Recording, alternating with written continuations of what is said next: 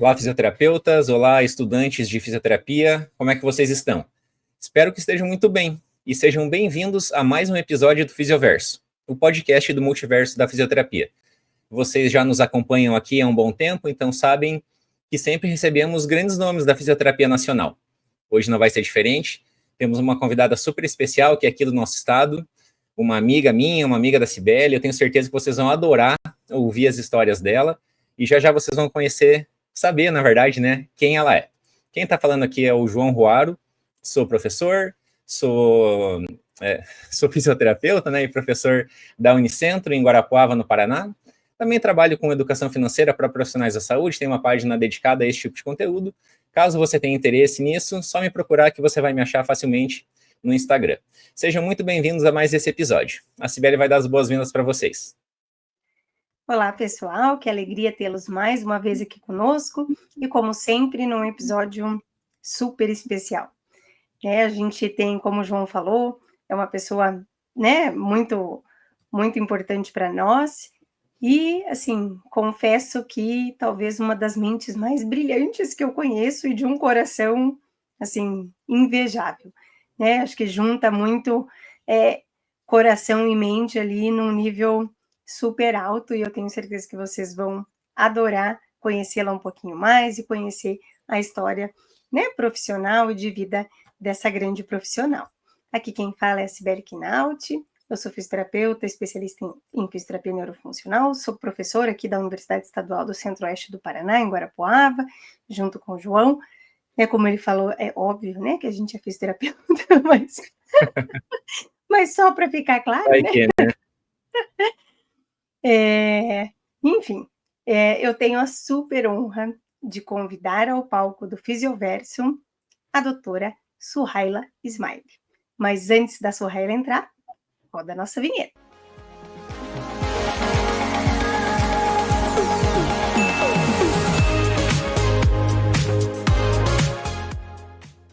Seja muitíssimo bem-vinda ao Fisioverso, Suhaila. Como é que você está? Tudo bem? Tudo jóia, João. Sim, que alegria estar aqui com vocês. Muito obrigada por esse convite. Eu estou muito feliz e muito emocionada já logo no início de estar aqui com vocês, com essa apresentação que diz muito mais respeito a vocês do que a mim. Então, uma apresentação tão generosa que já balançou meu coração aqui. E estou muito feliz de estar aqui com vocês, contar um pouco da minha trajetória, da minha vida pessoal e acadêmica, com amigos tão queridos que vocês representam para mim. Obrigada. A gente que agradece. Isso eu falo, a vida da gente é tão doida que a gente nem mora tão longe e se vê tão pouco, né? Como é que pode? Verdade, verdade. Né? E temos até, né, assim, uma trajetória profissional também muito parecida e a gente não se encontra o quanto gostaríamos. Mas que bom que temos essa oportunidade de, né, mesmo que virtualmente, conversar um pouquinho hoje. Su, antes da gente, né, começar todo esse bate-papo, conta para nós um pouquinho quem é a Suhaila.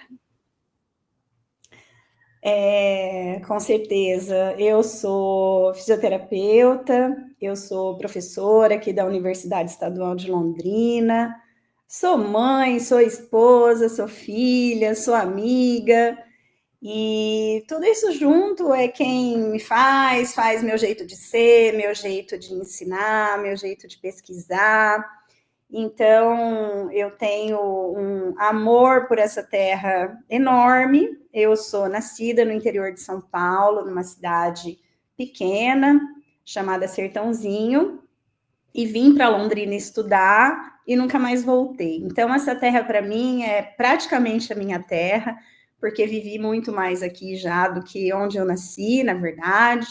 Toda a minha família ainda mora lá, né? Mas eu me sinto uma londrinense de coração e tenho toda essa, basicamente, a Universidade Estadual de Londrina no meio de tudo isso, né? Porque cheguei na UEL e, na verdade, nunca mais saí da UEL. Então, essa é um pouco de mim. Também tenho algumas outras habilidades que eu gosto muito. Eu fui bailarina por 16 anos, eu adoro costurar, gosto de fazer patchwork, tenho algumas habilidades artísticas, né? Mas a minha principal função, assim, é ser fisioterapeuta, ser professora, é o que eu mais amo fazer nesse mundo. Deus foi muito generoso comigo, além de me oportunizar a fazer o que eu mais gosto, me oportunizou a ensinar o que eu mais gosto de fazer. Que maravilha, maravilha, bela apresentação. Suhaila, que bom você estar aqui comigo. Estou muito feliz também que você aceitou nosso convite. Não tenho dúvidas de que você aceitaria, porque você é uma pessoa muito, muito querida, muito gente boa, então a gente vai ter... Vamos explorar tudo isso que você falou aos poucos aqui dentro do Fisioverso. Eu quero começar por uma vertente, talvez por um caminho um pouquinho diferente hoje. O teu nome, Suhaila, não é um nome muito comum aqui para o Brasil. Qual é a origem da tua família? Me parece que deva ser libanesa, síria, alguma coisa nesse sentido? Acertou em cheio. Papai Em cheio? é libanês. Meu pai veio para o Brasil com 21 anos, já veio bem Nascido no moço. Líbano. Nascido no Líbano, veio bem Maravilha. moço, não é? E ele tinha um irmão que morava no Brasil e fugindo mesmo da guerra civil libanesa, né? Um país maravilhoso, mas que está situado numa região muito estratégica, né? Ali do Oriente Muito Médio. conflituosa, né? Exatamente, sempre foi considerado assim a Suíça mesmo do Oriente, então o Líbano sempre foi uma região muito estratégica mesmo ali, geopolítica, desde sempre, né? Uhum. Então, em 1951, meu pai veio para cá, e daí depois de uns anos encontrou minha mãe é brasileira, lá de Sertãozinho, se casaram, e eu tenho um irmão mais velho, 8 anos mais velho que eu, que é médico, e eu, né, que sou fisioterapeuta, vim para Londrina, e todo mundo continua por lá, só eu e meu marido que estamos por aqui, que também é de lá, né, que a gente... ele é de lá, até ia te perguntar. De lá também, que a gente é tipo o primeiro namorado, namoramos desde 15 anos, e daí é uma vida comum também, Mas meu pai é de lá, veio de lá, por isso Suhaila, né? E aí Suhaila eu brinco com ele que que ele é muito metido, né? Porque Suhaila significa estrela. Olha.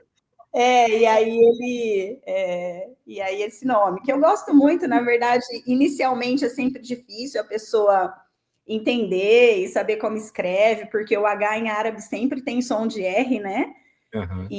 Mas depois que a pessoa aprende, dificilmente desvincula o meu nome e a minha pessoa, né? Então, não tem jeito de não saber que sou eu, né? Então, é mais ou menos essa história do meu nome. Que bacana a história. Eu tive uma lembrança muito boa agora, porque eu já lecionei em Foz do Iguaçu. E Foz do Iguaçu Sim. É uma salada cultural também, né? Muita gente descendente de países lá do Oriente Médio também. E eu me lembrei de uma aluna, o nome dela era Amira. E eu achava assim tão lindo esse nome. Quase que a gente deu o nome, esse nome para nossa filha, até porque eu achava muito, muito bonito, assim. E a Amira, ela viajava uma vez por ano com a família dela para o Líbano também, a família também era libanesa. E todo ano ela trazia os doces de lá. Aqueles doces com tâmara, com figo, com muito mel, né? É uma cultura muito diferente dos doces que a gente tem aqui no Brasil, por exemplo, né? Então, você me deu uma boa lembrança quando você falou do Líbano. Sim, aquela massinha folhada, né? Aquele macarrãozinho, cabelo de anjo, parece assim, né? Exatamente. Não, são muito os bom. Doces preferidos do meu marido. Sério? Ele é doente por esses doces. Mas é maravilhoso mesmo. É um doce muito saudável, né? Base de fruta, base de mel, né? Muito legal. É isso mesmo. Tá, mas agora que já falamos da origem familiar, vamos conversar um pouquinho mais sobre a fisioterapia. Que ano que você veio para Londrina Sul para estudar? Eu vim para cá em 94. 94. Daí eu me formei em 97. Em 98 eu ingressei na residência, que estava recém-criada na UEL, eu fui da segunda turma de residência. Aí eu fiz 98 e 99, né, como residente. E você fez a residência em neuro já, que em foi neuro aquela já, primeira. isso. Exatamente. Tinha acabado de criar a residência em fisioterapia, ainda chamava fisioterapia neurológico no adulto, né? E de cardiorrespiratória. Nessa época só tinha as duas, né? Só neuro e respiratória, né? Sim. Que E foi foram as primeiras do Brasil mesmo, né? Não estamos falando de Paraná, de movimento. Exato, movimento ultra pioneiro mesmo, né? Tanto do professor Rui Moreira quanto do professor Fernando Bruneto. E eu tive o privilégio, né, a graça de ser aprovada nesse concurso. Era muito concorrido, assim, ainda é, mas no início, como era muito novidade, né? Era um concurso bastante concorrido e também, assim, o próprio vestibular de fisioterapia na UEL era muito concorrido, sim, porque foi o boom mesmo da fisioterapia naquela época, né? No início da década de 90. E a UEL, assim, a UEL está fazendo 55 anos agora, né? Então, o curso, o ano passado, a gente comemorou 45 anos do curso de fisioterapia. Então, quando eu vim, que tinha ali perto dos seus 15 anos, já tinha uma reputação muito grande o curso de fisioterapia, tanto que quando eu prestei, eu tive o privilégio, né, de passar aqui, de passar na UFSCar e de passar em Prudente, na Unesp. Que legal. E ainda que a UFSCar fosse 100 quilômetros da minha casa, eu vim para a UEL estudar, porque já tinha uma estrutura hospitalar muito grande, uma estrutura de estágio. Eu lembro que eu fiz assim uma pesquisa de como eram os últimos anos dos cursos das diferentes universidades, né? Então, já tinha essa coisa mais estabelecida de estágios, talvez pelo nosso complexo universitário do HU aqui, né? Eu até brinco hoje, falo assim, meu Deus, como meu pai deixou eu vir 500 quilômetros, morar 500 quilômetros para estudar, se eu podia ficar ali, né, tão pertinho.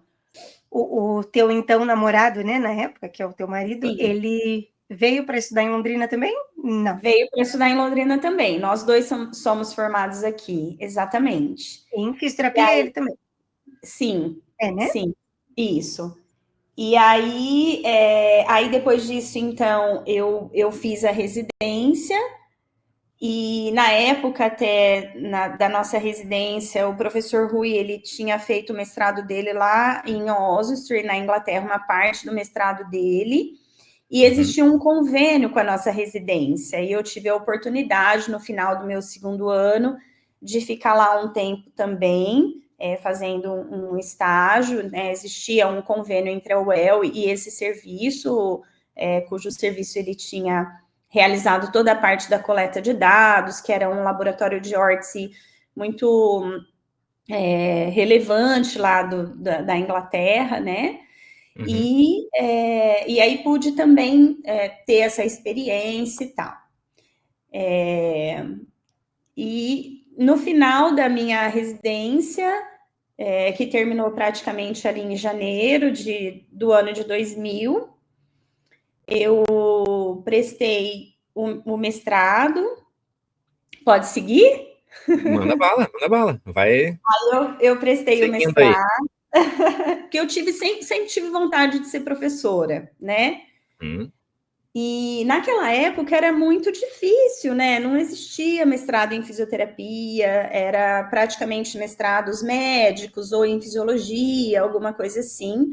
Voltando um pouquinho na minha residência, só para já dar um start da minha paixão pelo Parkinson, tinha uma professora da biofísica e da neurofisiologia aqui, que trabalhava com modelos experimentais relacionados à doença de Parkinson, e eu tive a oportunidade de trabalhar com ela um tempo, e aí ela me deu uma carta de recomendação, e eu fui para Ribeirão Preto, lá para a USP, para prestar um mestrado lá, e aí lá na fisiologia.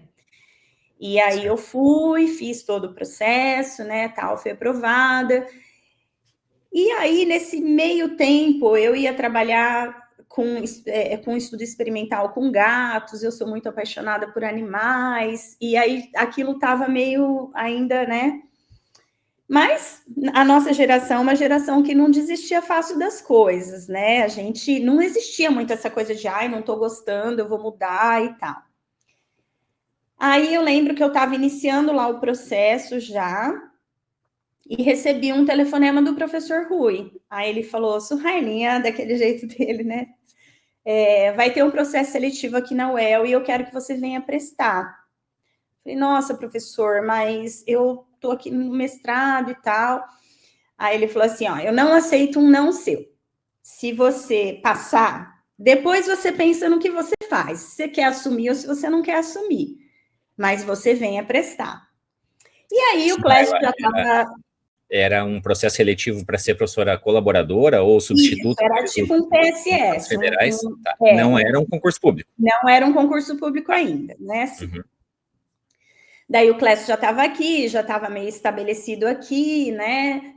Já estava montando a clínica junto com o sócio dele, o Eduardo, né? Disse, ai, meu Deus, e agora como vai ser? Um aqui, um ali, né? Daí, ok. Daí vim, prestei e passei. Falei, e agora? O que eu vou fazer da minha vida, né? Aí conversei lá com o meu professor, falei, olha, professor, meu orientador lá, eu passei, né? O senhor deixaria eu ficar, por exemplo, segunda, terça e quarta lá, quinta, sexta e sábado eu fico aqui, eu vou fazendo isso, tal. Ele foi muito legal, ele falou assim, olha, eu tô querendo ver uma bolsa para você, nessas condições é difícil, por que você não vai ver como que vai acontecer? Porque também, do que adianta você terminar o mestrado e não ter um emprego, né? Então, vai ver o que você, se você gosta, porque para mim era impensável eu, tipo, desistir, entende? Do programa lá. Isso você estava fazendo mestrado há quanto tempo? Não, estava iniciando, tinha, tipo... você tinha ingressado recentemente. Ingressado, não tinha nenhum mês. Dia 1º de março eu fui contratada, de 2000 eu fui contratada aqui na UEL, entendeu? Entendi. Eu tinha acabado, tipo, de terminar a residência, de prestar o processo, né, seletivo. Mas, sabe, te falar, eu passei, mas não vou fazer, para mim era uma coisa impensável, assim. Isso que lá na entrevista com o orientador, você falou assim, não, vou ter full time, professor, vou ficar o tempo todo aqui em Ribeirão. Exatamente. Aí vim, então, aí assumi com essa anuência dele, ele falou, se der tudo certo, ano que vem você volta, você presta e tal, beleza. Aí comecei, me apaixonei e fui seguindo. No meio desse ano, de 2000, o curso da Unifil foi aberto aqui em Londrina, que é uma outra universidade, que foi o primeiro curso, né, assim, na verdade, o segundo curso privado de fisioterapia, que um professor também do meu setor de neuro, que é o professor Edson Lavado, junto com a professora Gladys Facker, criaram o curso e me contrataram para dar aula de anatomia, né? Então, tipo, eu fui a primeira professora contratada ali do curso, que foi um outro grande desafio da minha vida, assim, meu Deus, ser professora de anatomia e tal.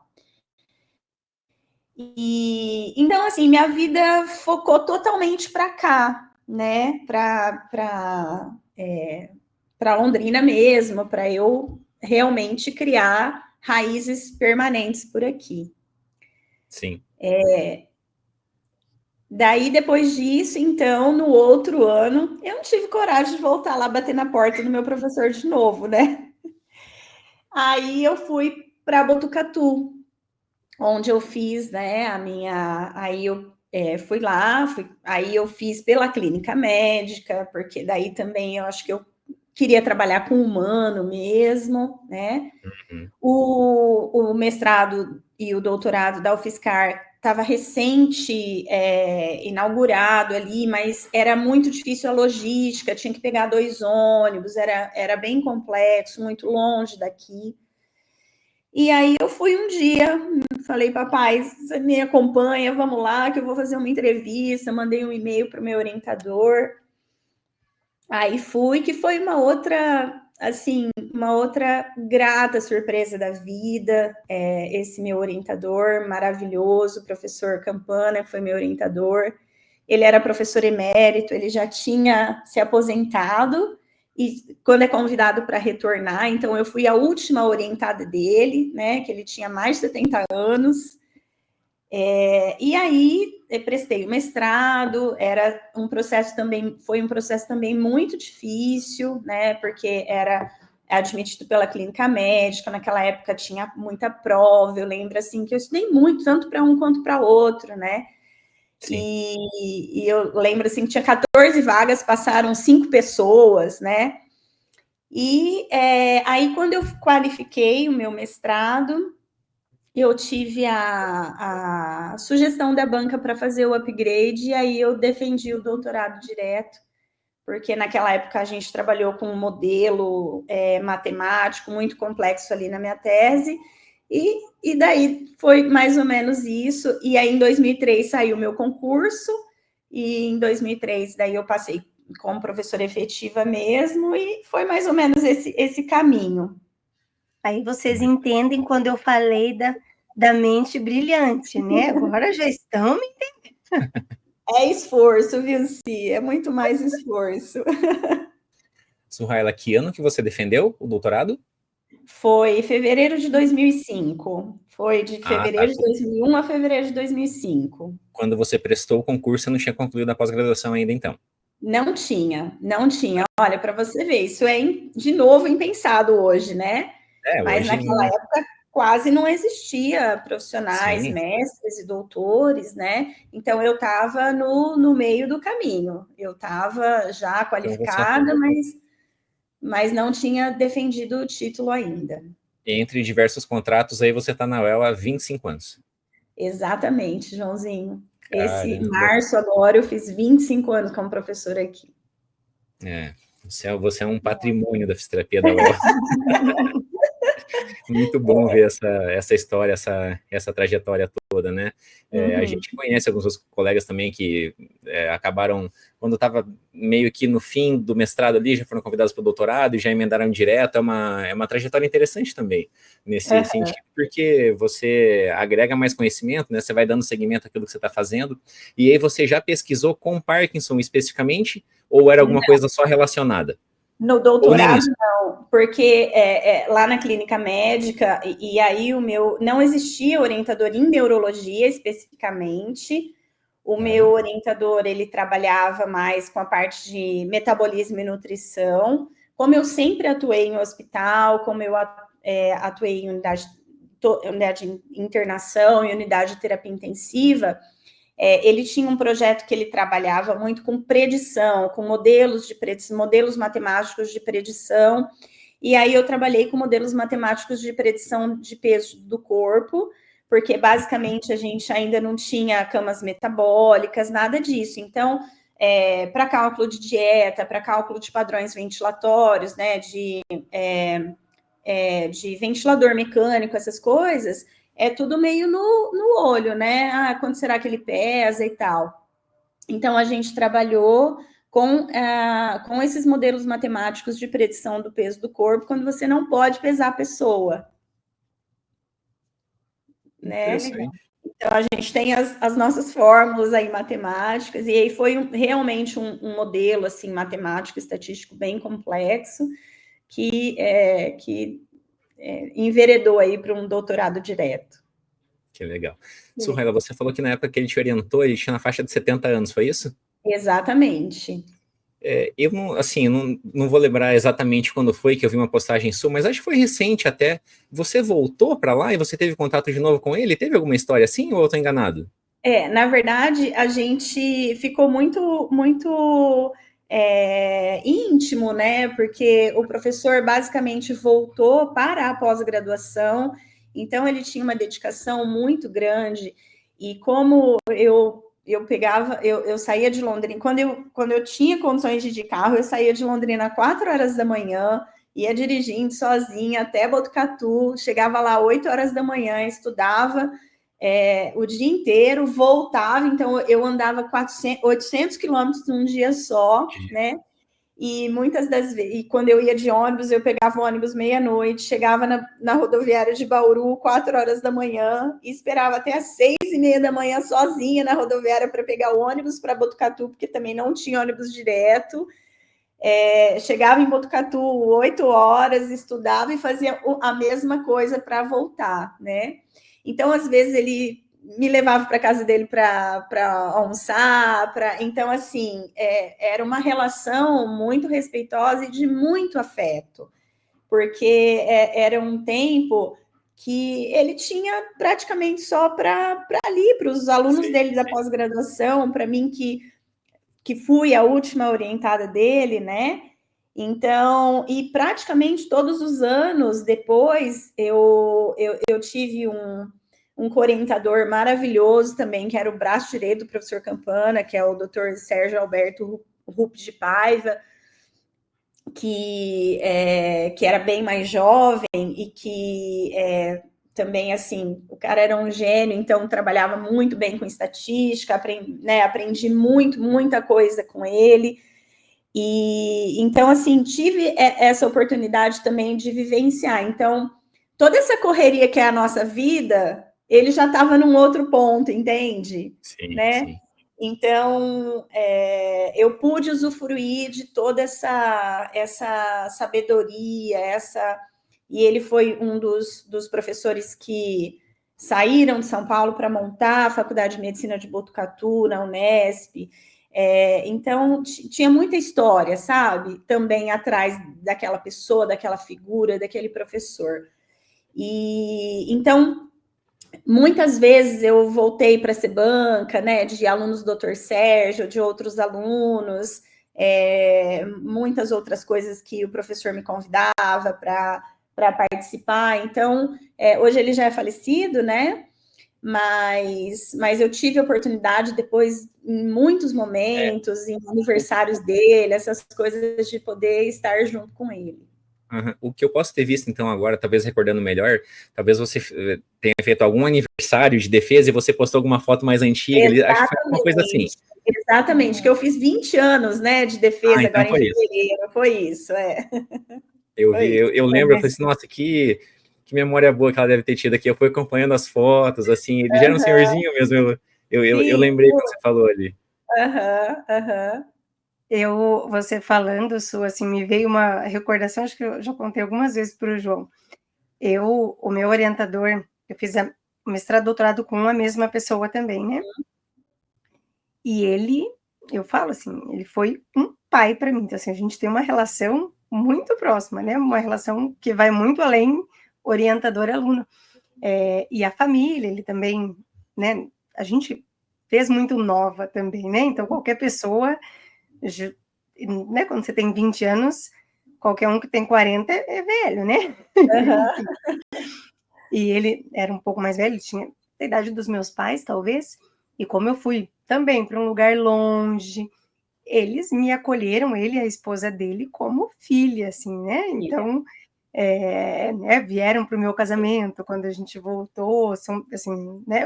A gente tem uma relação, assim, muito, muito próxima. Eu falo isso, é um grato presente também, né? Porque, assim, a gente tem a oportunidade não só de aprender, mas também, né, de criar boas relações, né? Com certeza. Muito bom. E o quanto, sabe, se eu me vejo fazendo coisas que ele fazia, quando eu oriento, quando eu ensino, quando eu corrijo algo. Então, assim, como a gente pega os trejeitos deles, né? Então, e eu prezo muito por isso. Eu tento estabelecer uma relação muito positiva, muito afetiva, na relação com os meus orientandos também, porque eu acho que é um processo árduo, né? O mestrado, principalmente o doutorado, é muito tempo de convívio com a gente, e que seja uma trajetória legal, né? Uma trajetória menos pesada, assim. Porque às vezes a gente ouve histórias difíceis, né? E é tudo que eu não desejo, assim, nem para mim, nem para nenhum aluno, né? Eu tento, pelo menos. Claro, assim, realmente a gente ouve, e talvez até pelas redes sociais isso tem se tornado, me parece, mais comum de a gente ficar sabendo ou tomar ciência de abusos de orientadores, essa coisa toda, né? É claro, a gente vê a notícia, a gente nunca sabe de fato o que está acontecendo, né? A não sei que seja Exato. apurado em detalhes ali, mas só fazendo um contraponto aqui, eu quero ouvir até a opinião de vocês duas com relação a isso. Me parece que hoje, é claro, a gente tem muito mais oferta, né, de programas de pós-graduação em estrito senso ali, então tem muito mais mestres no Brasil, tem muito mais doutores do que tinha há 15, Sim. 20, 30 anos atrás. Mas, se a gente for pensar em termos de tempo de estudo mesmo, né? O mestrado e o doutorado te leva a fazer parte de uma elite pensante, né? Você está no ápice da quantidade de estudo que você possa ter, e pelo menos em alguma área do conhecimento, assim, você vai se tornar muito bom. Geralmente vai afunilando cada vez mais o que a gente estuda, né? A gente, obviamente, ninguém consegue ficar bom em tudo, mas em pelo menos uma área do conhecimento ali, e é justamente por isso, né? A lato sensu, ela procura abrir mais horizonte, e a estrito sensu, ela procura fechar mais. Mas, nesse sentido, precisa ser difícil, né? Não tem como ser fácil você estudar muito alguma coisa e isso não ser difícil. Então, eu acho que, assim, o ser difícil e a experiência ser dolorosa são coisas distintas, né? Distintas. A gente tem que tentar fazer com que esse processo seja leve, essa coisa toda, as relações pessoais e de laboratório, digamos, né? De pessoas que convivem no mesmo grupo de pesquisa ali, mas que haverá dificuldade acadêmica. E entendem o que eu falo? O que vocês pensam sobre isso? Eu concordo muito com você, Joãozinho. Eu acho que é muito limítrofe isso, né? Então, não tem outra forma de você se especializar, de você se aprimorar, de você lapidar o seu conhecimento, porque não é simplesmente você estudar. A gente está formando. Então, voltando um pouquinho, quando você está formando um aluno no lato sensu, e aí, principalmente, eu vou falar da residência, que é onde eu atuo mais, não atuo tanto em especializações, mas principalmente na residência, é treinamento em serviço pesado, né? Então, a gente tem um treinamento em serviço de 60 horas semanais, onde o aluno praticamente chega às 7 horas no hospital, sai às 6 horas da tarde. Ele tem plantões de final de semana, de finais de semana. Um final de semana ele trabalha, um final de semana ele está de folga. Então, é uma intensidade, é um volume de trabalho gigantesco. Então, um aluno que vem para uma residência, ele tem que minimamente saber que ele está entrando num processo de treinamento em serviço. Então, Exato. Ele vai avaliar milhares de pacientes, ele vai elaborar milhares de planos terapêuticos, ele vai atender milhares de casos, ele vai fazer isso, né?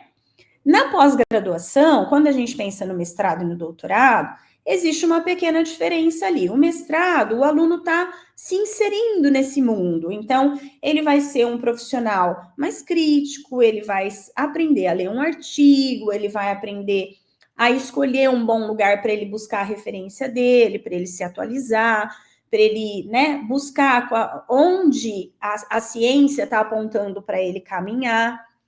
E um aluno de doutorado, veja, a gente tem que fazer a pessoa aprender a escrever um projeto, aprender quais são os caminhos para escrever esse projeto em todos os segmentos. Então, desde o tipo de estudo que ele vai escolher, e ele vai ter que ir lá para a base de, sei lá, ir para um REBEC, para um Clinical Trials, escrever ali para receber autorização para ele fazer, para um comitê de ética, como que ele vai ganhar dinheiro, qual é a possibilidade dele escrever um projeto para ganhar, né, um financiamento, um grant, qualquer outra coisa.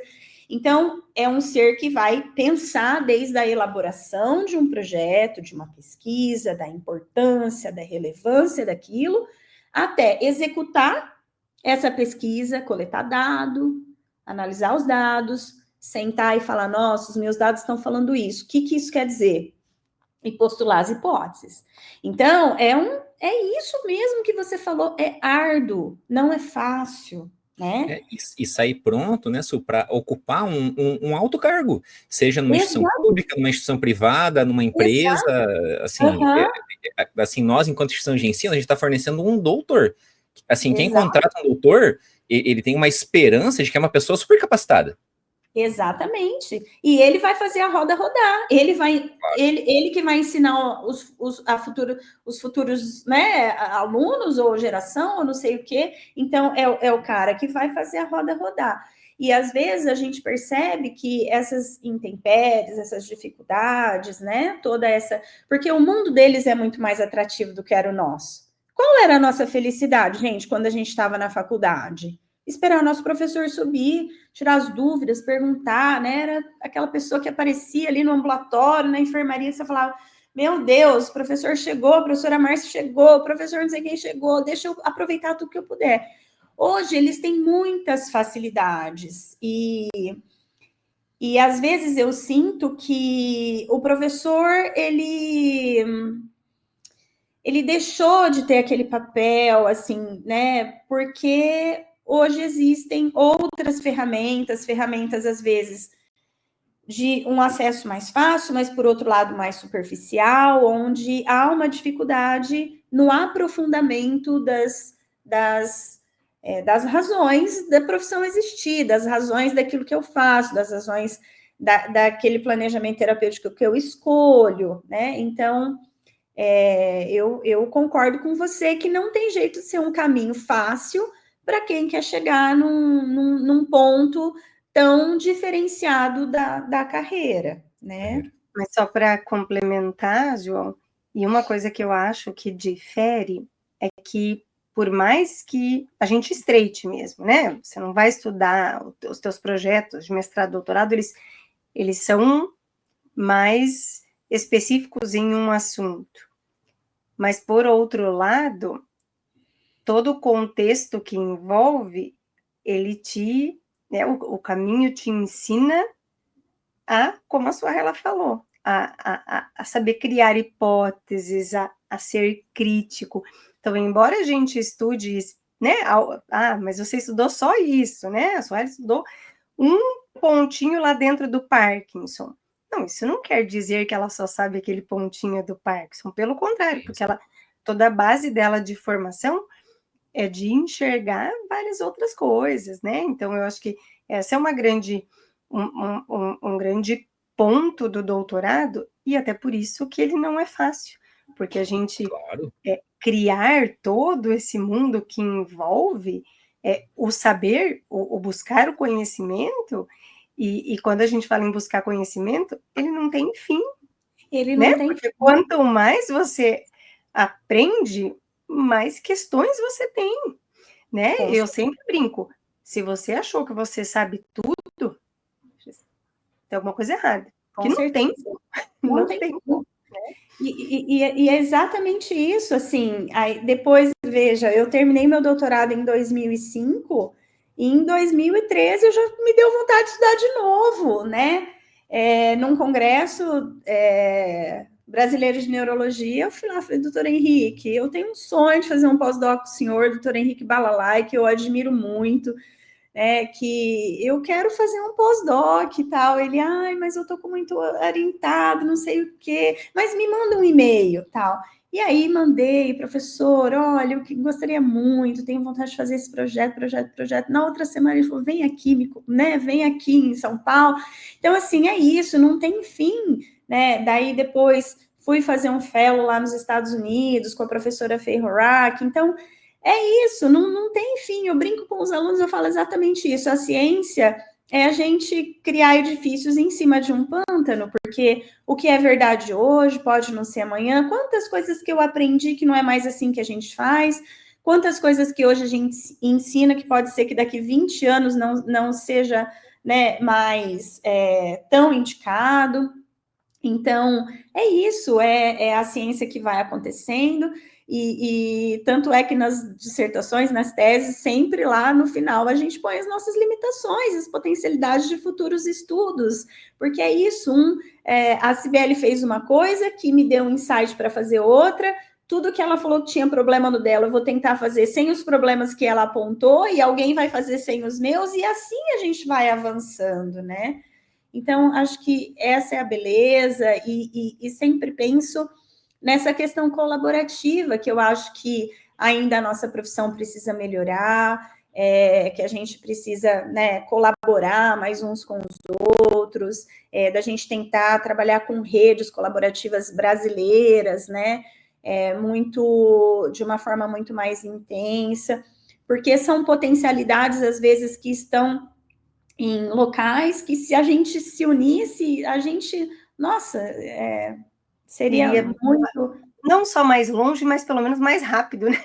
Sim, progressão geométrica, né? É uma coisa que seria muito legal. Você tem lá seus 30 pacientes de Parkinson em Guarapuava, eu tenho os meus 60 aqui, o outro tem mais 30 ali, e que a hora que a gente vai ver, nós estamos com uma casuística gigantesca, e podendo competir com publicações, né, em revistas que dificilmente a gente conseguiria publicar sozinho, né? E esse mundo é muito difícil. Então, quando você tem uma rede, e virou, além de difícil, economicamente, às vezes não viável para nós brasileiros publicarmos, né, em revistas que cobram, enfim. Então, é algo que a gente precisaria pensar. E a gente tem falado muito disso aqui, né, João? De nós mesmos, assim, o quanto às vezes a gente se pega também no nosso mundinho e a gente esquece, às vezes a gente tem colegas próximos que a gente pode colaborar e acaba não fazendo, e não por, né, eu sei que tem muitas razões, mas às vezes as razões se resumem à nossa correria, a gente tentar matar um leão ali por dia, quando você vê o tempo. É isso mesmo, porque, né, você que teve uma experiência fora do país também, você sabe, lá praticamente eles só pesquisam. A nossa vida aqui, né, eu tenho milhares de aulas na graduação, eu tenho milhares de atividades na residência, eu tenho na pós-graduação, milhares de cargos acadêmicos. Eu e a professora Vanessa Probst, a gente ficou 8 anos coordenando o curso de pós-graduação, mestrado, doutorado. E aí, uma hora, é uma dança das cadeiras, uma hora você está no colegiado, uma hora você está no departamento, uma hora você está numa comissão, outra hora você está na coordenação do programa, enfim. Então, é tanta coisa mesmo que a gente faz, né? E se você for comparar com o pessoal do exterior, que praticamente eles fazem a pesquisa, né? Mas aí, eu sempre digo, né? É claro que os modelos são diferentes, enfim. Mas uma coisa que que eu falo para todo mundo, assim, uma coisa que me chamava muito a atenção era isso. Eles tinham um corpo docente muito grande, mas perfis diferentes de professores. Então, assim, eu tinha o professor clínico. Então, era o cara que ficava mais, né, ali em estágio.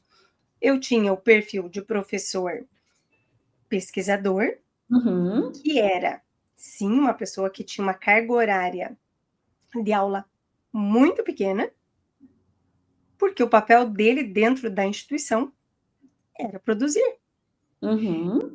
E assim, né? Então, eles tinham tudo muito dividido. E nós temos que fazer full-time ensino, pesquisa e extensão, gestão e isso, e se vire, né? Assim, aí ainda a gente escuta, mas se só dá aula? Vem aqui me acompanhar um dia, né? E assim, a gente não dá conta, se a gente contabilizasse, né, assim, tudo que a gente faz, e tô falando, e tudo pela instituição, não tô nem contando que a gente é mãe, pai, sim, esposa... Tirando a vida pessoal, né? Tirando a vida pessoal. Meu Deus, eu brinco só assim, né, quando a gente tem, né, ali, eventualmente, que colocar a nossa distribuição, né, de atividades lá no plano, a gente deixa de fora 80% das coisas que a gente faz. Sim. Porque tem que caber 40 horas ali, mas a gente faz 100. Aí você vai tirando, né? Eu faço pesquisa. A gente mente. Assim, mente no bom sentido, né? Quem está ouvindo, a gente acaba, né? Eu tenho lá um projeto de pesquisa continuado. Na minha cabeça, sei lá, são 20 e tantas horas. mas ele cabe 2, eu só consigo colocar 2. Exatamente. Permite uma série de informações nos dados oficiais, essa é a... Porque a gente não consegue, né? Sim. E porque a gente faz muito e exige, não é porque é a nossa rotina. Com certeza, é isso mesmo. A nossa semana padrão aqui, nossa Applied, cabe 40 horas, mas se você for ver, a minha dá mais de 100.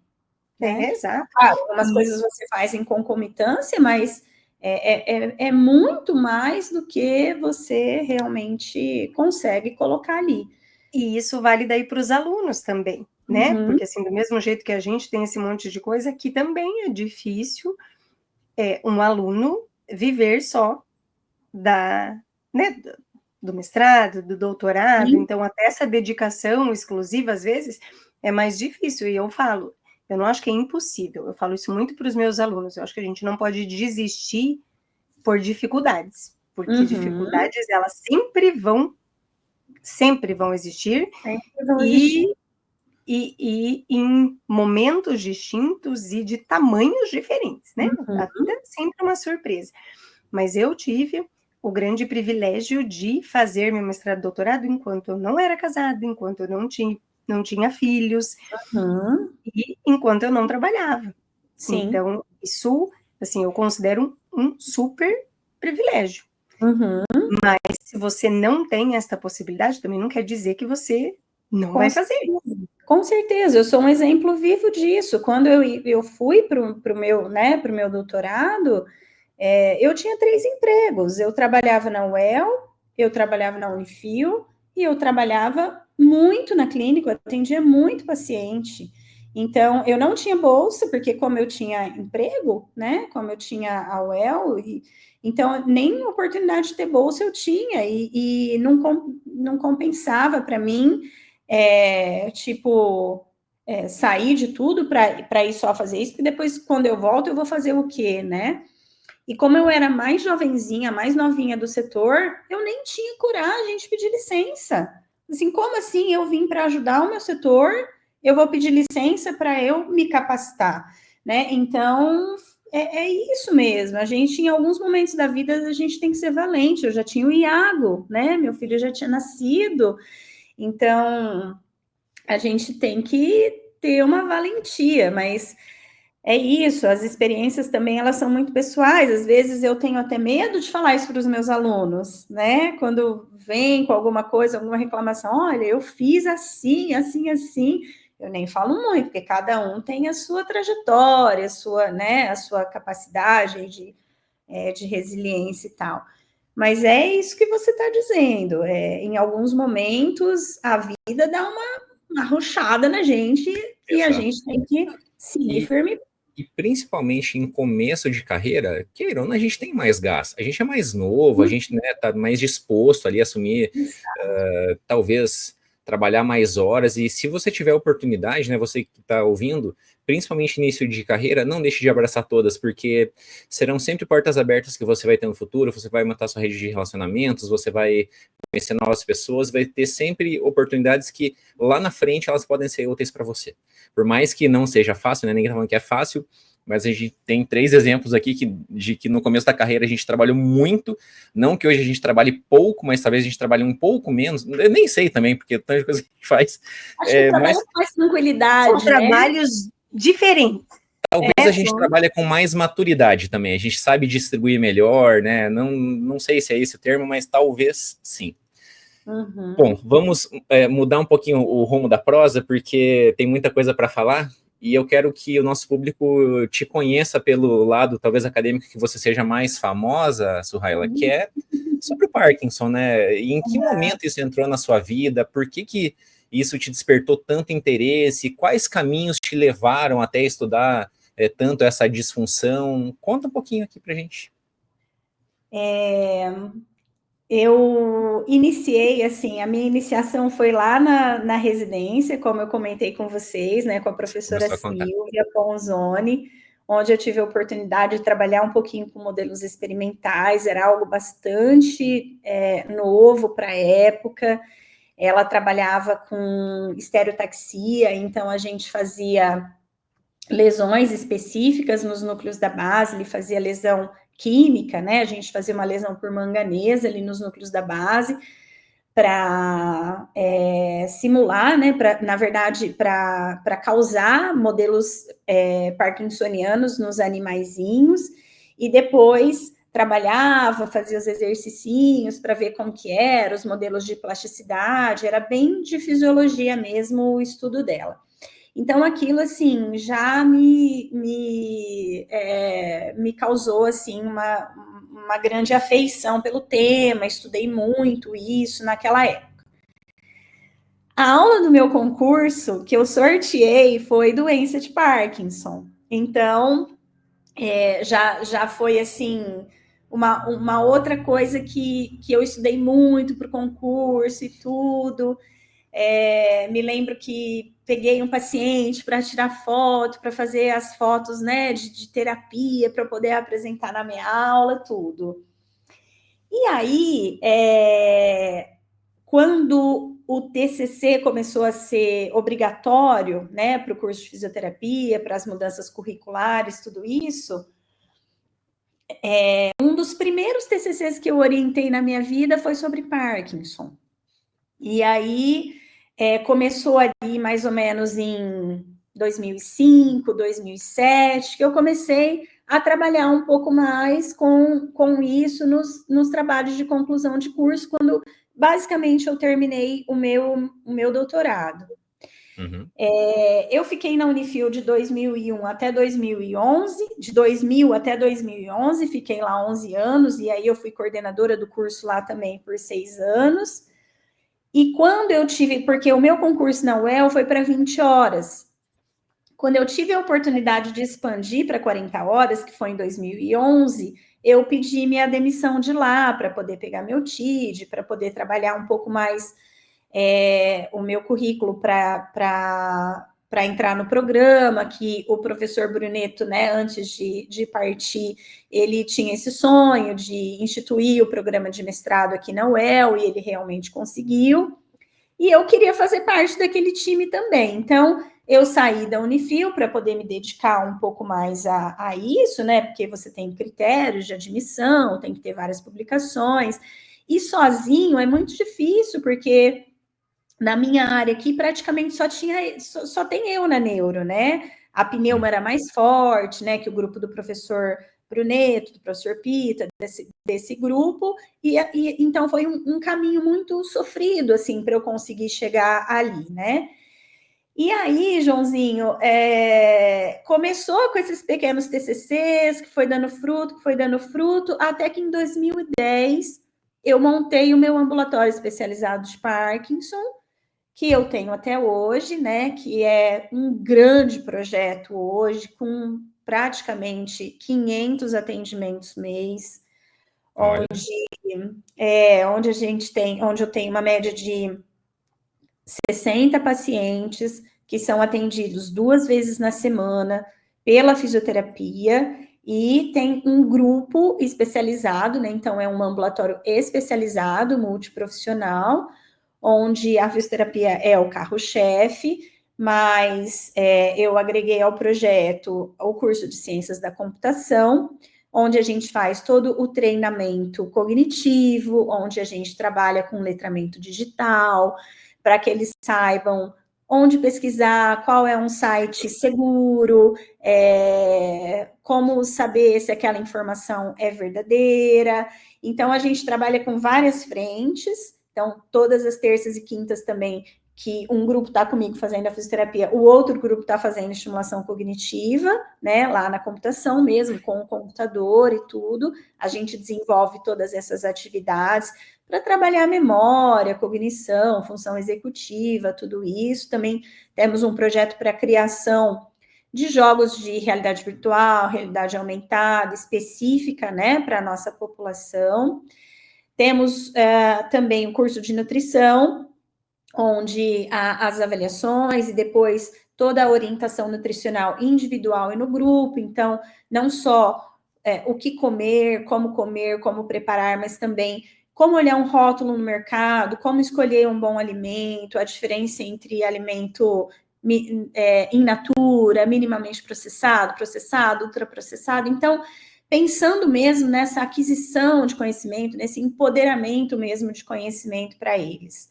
Temos o curso de farmácia, né, onde o professor trabalha muito também essa avaliação de todas as medicações que os pacientes tomam, se existe alguma interação entre elas, como que e é super individualizado, né, tanto a nutrição quanto a farmácia.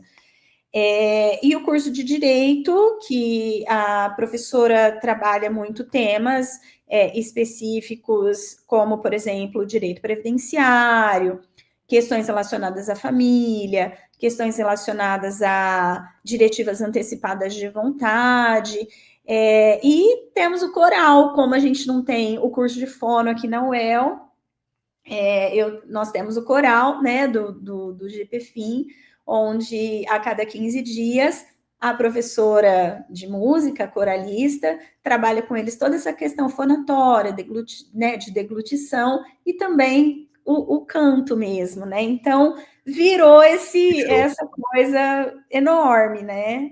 Que delícia! E, assim, só por curiosidade agora, eles fazem alguma apresentação, assim, semestral, anual, alguma coisa?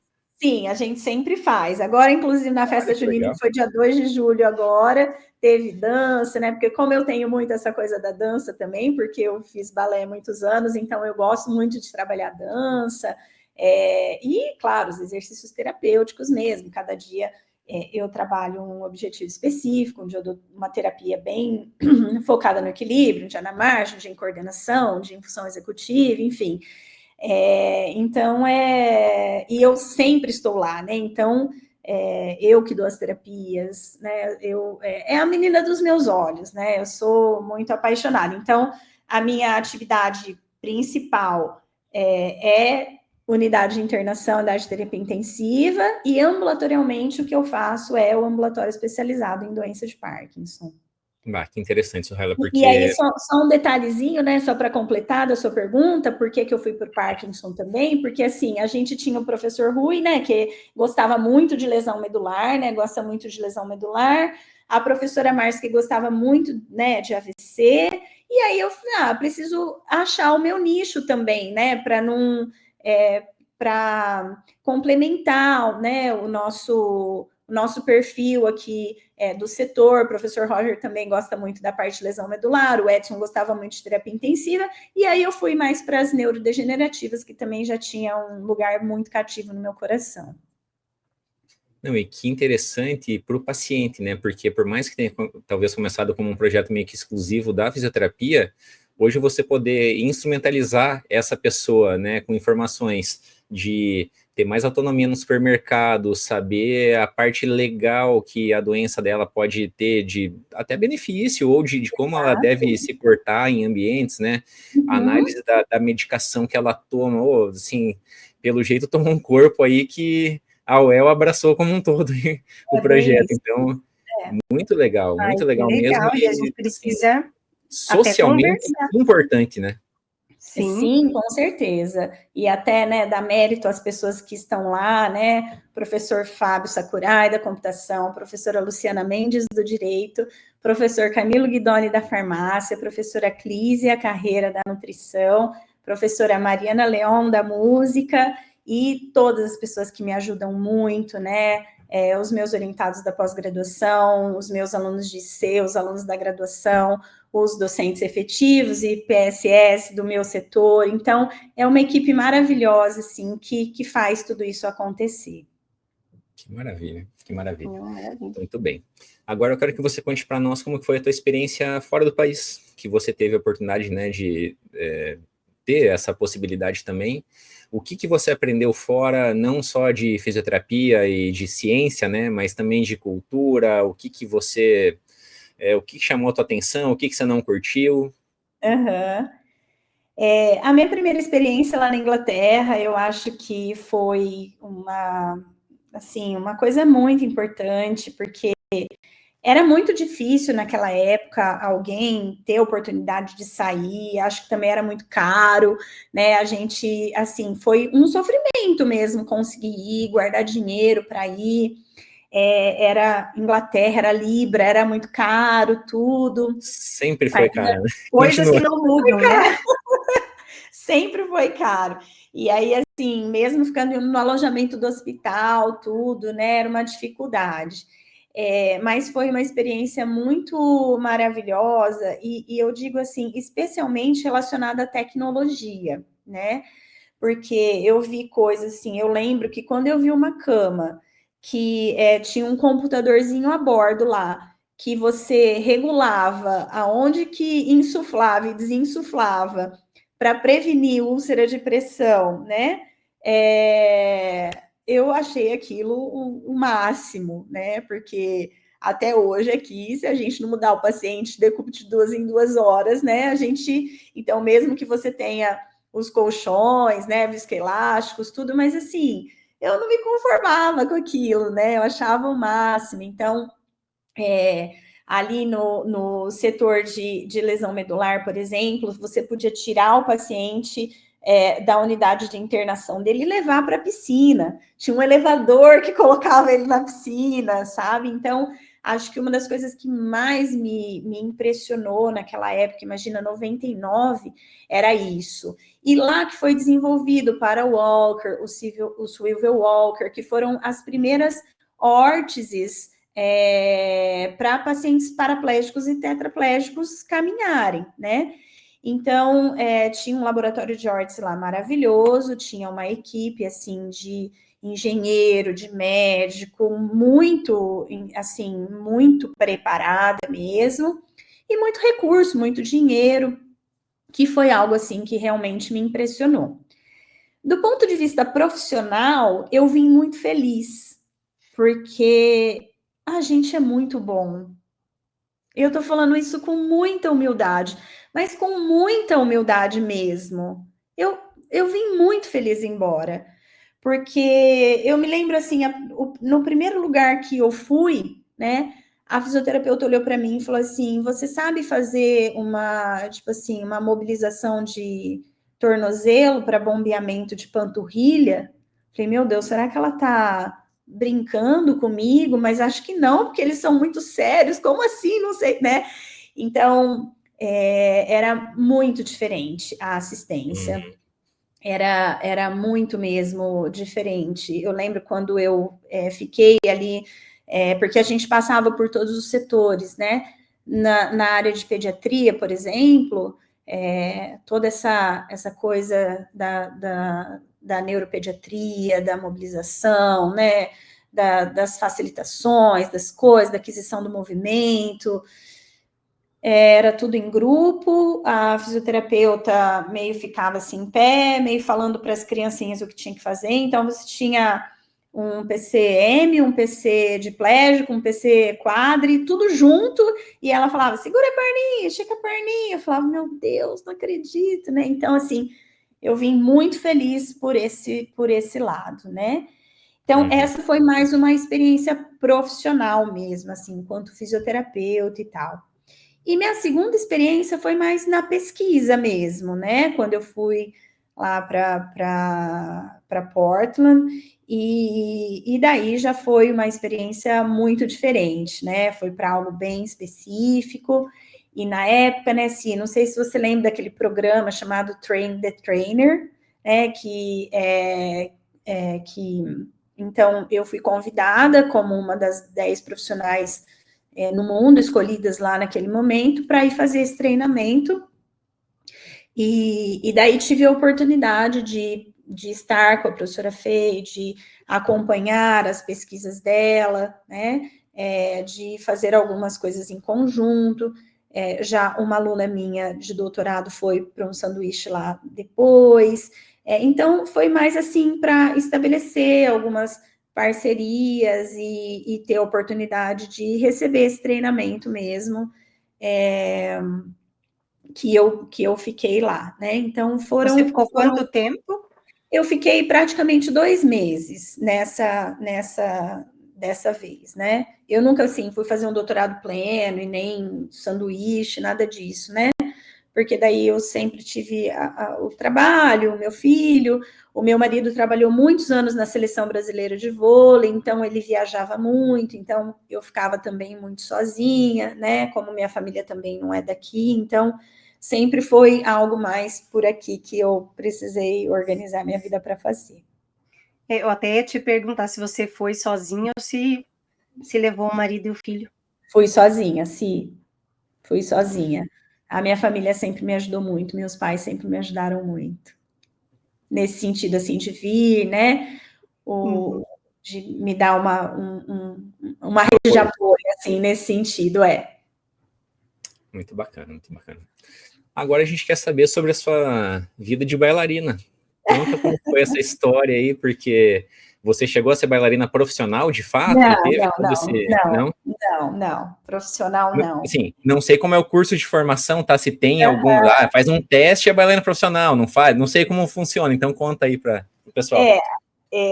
Eu danço desde os 5 anos e praticamente depois que eu, né, terminei os meus estudos, assim que eu parei, porque você tem que ter um tempo de dedicação muito grande, né? Aí depois a gente já tem filho, vai ficando mais gordinha, tudo isso que vai acontecendo, né? Mas eu dancei muitos anos e a gente era uma escola bem boa, né? Lá da minha cidade. Então também a gente tinha em muitos momentos assim, festival, essas coisas todos os anos, festivais, essas coisas todos os anos, mas também alguns momentos onde a gente tinha competições, que a gente ia, competição em Joinville, né, que sempre teve, festival de dança, a gente sempre ia se apresentar também, né, mas assim, algo profissional, de viver disso, assim, eu nunca pensei, né, sempre gostei muito, sempre foi uma das minhas paixões, eu gosto muito, toco piano também, então eu gosto muito dessas coisas meio artísticas. Você é muito artista, Suzana. Eu acho que eu nunca conheci alguém que bailarina e pianista. Fui, né? Fui, né? Nem sou mais, porque acho que se eu sentar no piano, vou demorar 2 dias para tocar uma música agora, né? Apesar de eu ter o piano, mas não dá tempo de estudar, né? É igual uma língua, se você não treina, né? Se não... Praticar. Exatamente. E aí eu tive uma oportunidade muito maravilhosa também, acho que foi em 2015 ou 2016. Nós tivemos a oportunidade de reunir o nosso grupo, né? A minha professora amada, assim, até acho que vou ficar emocionada, mas ela teve né? E aí a filha dela é bailarina e nos convidou para fazer uma apresentação em homenagem para ela. E aí nós nos reunimos, ficamos praticamente 1 ano ensaiando, treinando, e fizemos esse festival, essa apresentação para ela, né? E alguns meses depois ela faleceu, né? Mas foi um grande presente e uma oportunidade de agradecer tudo que o balé, assim, significou na minha vida, tudo que o movimento, né, o amor que eu tenho pelo movimento, a minha consciência corporal, que isso impacta também nos meus processos de reabilitação. Então, foi uma grande oportunidade de agradecer a minha professora, né, que não foi só uma professora, mas ela nos viu criança e nos deu para a vida mulheres, né? Então, o exemplo dela também foi muito significativo na minha vida, tantas coisas que a gente aprendeu, não só dançar, mas tantas outras coisas que a gente aprendeu. Dividir, ser companheira, o amor pela arte, o amor pelo movimento, o amor pela dança, o amor pela música, porque muito do que eu amo de música também é de tudo que o balé me oportunizou para né, ouvindo aquelas peças clássicas, aquelas coisas maravilhosas. Então, foi um grande momento mesmo da minha vida, poder devolver para ela um pouquinho do que ela significou para mim. Nossa, que história bonita, bonita mesmo. Essa apresentação foi lá em Sertãozinho? Foi lá em Sertãozinho, foi. E foi muito lindo. Que legal. Apesar de ter um ponto triste, mas foi Sim. muito bonito. Foi muito bonito mesmo. Assim, obviamente ela esperou esse momento, porque você falou que ela foi logo depois, né? Então, Exatamente. veja o quanto foi importante para ela vocês terem dado esse retorno. Então, muito Que iniciativa da filha dela, né? Assim, que ideia que é uma bailarina né? maravilhosa, inclusive, e que eu tenho certeza do orgulho de ter deixado, né, a filha nesse papel, né? Muito bom.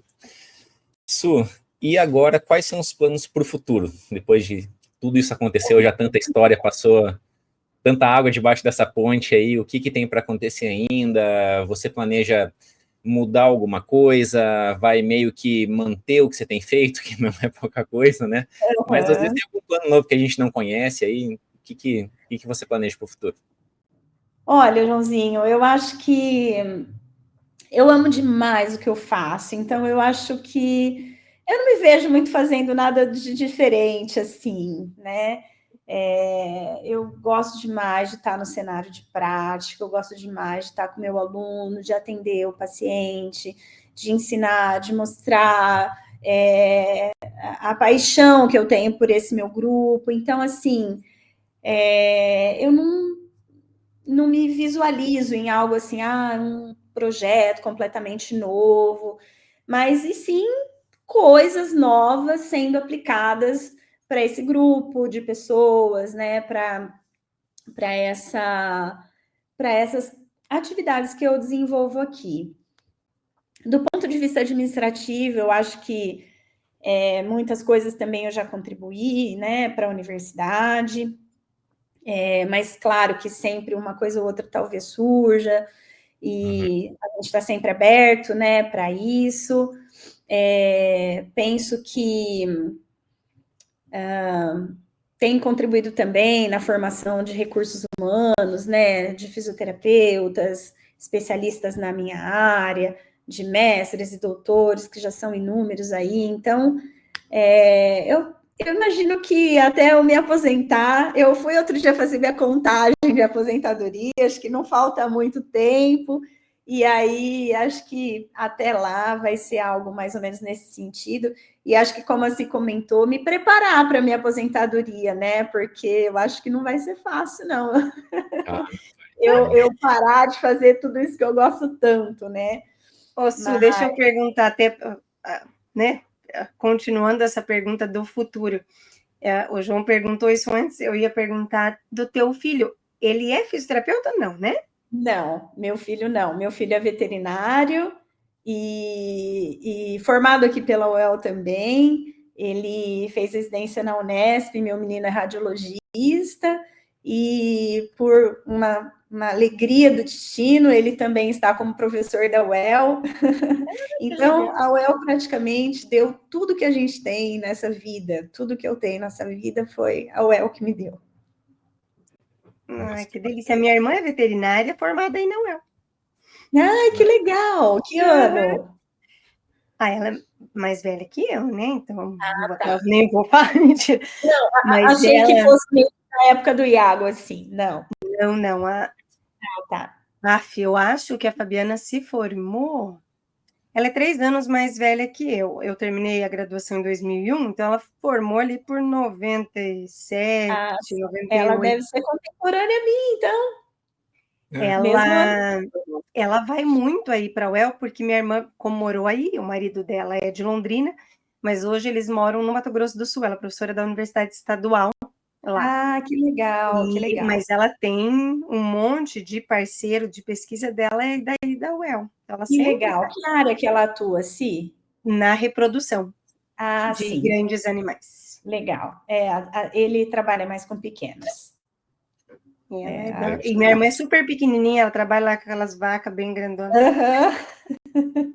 Su, na graduação você deve estar lecionando alguma coisa relacionada a neuro ali, não sei exatamente a disciplina que você está na residência e aí na pós é o Ciências da Reabilitação, que é o Unopar, né? É isso? Isso Tá correto tudo? Isso mesmo, exatamente.